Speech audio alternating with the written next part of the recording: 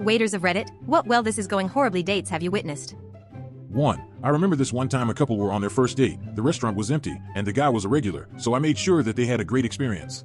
Hooked them up with a free app and some wine, let the lady play her music on the speakers. When I was bringing them dessert, she got a phone call and she was told that her father had died. It went from a near-perfect evening to probably the worst night of her life. 2. Man tried to order for his date. She didn't like that, but it was early in the date, so she said nothing. He ordered an expensive appetizer that she didn't want. Only he ate it. She looked not impressed, but still seemed to be trying to feign interest. Came time to order dinner, and he tried to order for her something expensive, surf and turf. She said no thank you. She was a vegetarian, apparently established before the date, and wanted the vegetarian dish. He didn't back down and insisted she have the surf and turf. She again said no, she wouldn't eat it. He countered with he could afford it, so why not? She left. 3. I've witnessed 2 failed marriage proposals.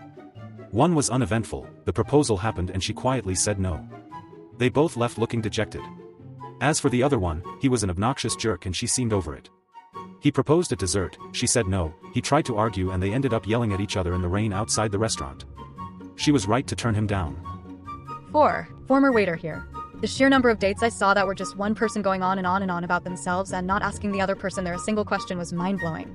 But I think the worst one I ever saw was when a guy asked the person he was with to quickly run lines with him for an audition he wanted to do. I think he thought it was some kind of flex, like he would be impressing his date by slipping in his amazing acting skills before their food arrived. Not surprisingly perhaps, his acting skills were not so amazing. And then he said, "What did you think?" And instead of waiting for the answer, started explaining the brilliance behind some of his acting choices while his date was forced to half-heartedly nod along and praise the performance.